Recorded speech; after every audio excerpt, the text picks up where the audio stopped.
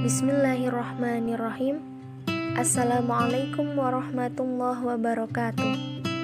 Yang terhormat Ibu Ida Faridatul Hasanah selaku dosen pembimbing mata kuliah pengantar studi Al-Quran dan Hadis, serta teman-teman yang berbahagia.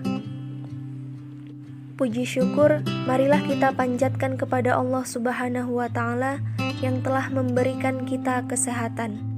Dan sholawat serta salam semoga tetap tercurahkan kepada baginda Rasulullah Sallallahu Alaihi Wasallam. Perkenalkan, nama saya Miftahul Jannah sebagai moderator dan pemateri. Adapun anggota kelompok saya adalah Dina Sabila dan Saifullah Hilhadi. Baiklah, di sini kami akan membahas materi tentang pembukuan hadis, mustalahat fi al-hadis, sanad, isnad, musnad, matan, dan rawi. Periode kodifikasi. Masa ini dikenal dengan istilah tadwin al-hadis atau pembukuan hadis. Khalifah yang terlibat secara langsung dalam hal ini adalah Khalifah Umar bin Abdul Aziz, Khalifah ke-8 dinasti Umayyah. Sejak itulah hadis ditulis dan dibukukan secara serius dan intensif oleh para ulama yang ahli di bidangnya. Mereka mencurahkan tenaga dan pikirannya untuk menghasilkan kitab hadis yang bisa dipertanggungjawabkan keberadaannya. Alasan Umar bin Abdul Aziz membukukan hadis adalah: yang pertama, khawatir akan hilangnya hadis bersamaan dengan meninggalnya para ulama. Yang kedua, khawatir akan bercampurnya antara hadis yang benar dan yang palsu. Yang ketiga, karena wilayah Islam semakin luas, sedangkan kemampuan para ulama di setiap wilayah berbeda, sehingga pengetahuan umat tentang hadis menjadi tidak seimbang.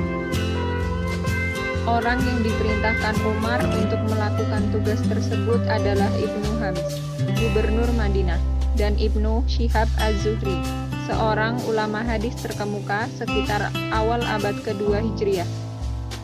Hasil kodifikasi mereka berdua menunjukkan hasil yang luar biasa sebagai pelopor dalam pembukuan hadis secara resmi. Semenjak itu, banyak ulama yang merasa terpanggil untuk mengikuti langkah mereka membukukan hadis, seperti Imam Malik dengan kitab Al-Muwatta, Imam Syafi'i dengan kitab Al-Musnad. Inilah kitab hadis pertama yang masih ada sampai sekarang. Mustalahat fi al-hadis. Ilmu mustalahul hadis adalah salah satu cabang ilmu yang wajib dipelajari guna melengkapi pengetahuan dan wawasan keilmuan untuk dapat berinteraksi dengan dalil-dalil syar'i dalam rangka menggali hukum-hukum Islam yang wajib diamalkan oleh setiap muslim adalah ilmu mustalahul hadis, yaitu satu, dan ilmu khusus yang dijadikan sarana menimbang sesuatu yang disandarkan kepada Nabi Shallallahu Alaihi Wasallam, layak diterima ataukah ditolak. Baiklah, selanjutnya saya akan menjelaskan tentang sanad. Secara bahasa, sanad adalah tempat bersandar. Disebut seperti itu karena hadis disandarkan atau menyandarkan kepadanya. Secara istilah, urutan pada perawi hadis yang kemudian berlanjut pada matan. Kemudian tentang isnad. Isnad adalah menerangkan rangkaian urutan sanad suatu hadis. Ada yang berpendapat bahwa isnad memiliki makna yang sama dengan sanad. Kemudian tentang musnad. Musnad menurut bahasa sesuatu yang kita sandarkan kepada yang lain. Namun secara istilah, bagi hadis yang disandarkan kepada Rasulullah SAW dengan menerangkan sanadnya yang menyambung walaupun pada dohirnya. Kemudian matan. Matan secara bahasa mempunyai arti punggung jalan, tanah, gersang, atau mengikat. Sedangkan menurut istilah, perkataan yang disebut pada akhir sanad, yakni sabda Nabi SAW yang disebut sesudah habis disebutkan sanadnya. Rawi. Rawi berarti orang yang meriwayatkan atau memberikan hadis. Nakil al-hadis. Kemudian tentang syarat wajib rawi.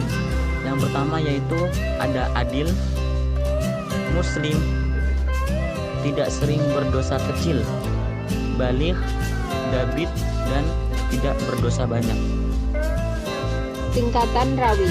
Tingkatan tersebut biasanya diklasifikasikan berdasarkan kriteria para rawi serta zaman kehidupannya, sehingga rawi yang dihasilkan berbeda-beda juga dapat mempengaruhi kualitas hadis yang diriwayatkannya. Yang pertama, tingkat sahabat. Abu Hurairah meriwayatkan 5.374, Aisyah meriwayatkan 2.210, Anas bin Malik meriwayatkan 2.286, dan lain-lain. Yang kedua, tingkat tabi'in. Umayyah bin Abdullah bin Khalid, Sa'id bin Al-Musayyab, dan lain-lain. Yang ketiga, tingkat mudawin. Bukhari, Muslim, Imam An-Nasai, dan lain-lain. Cukup sekian dan terima kasih. Wassalamualaikum warahmatullahi wabarakatuh.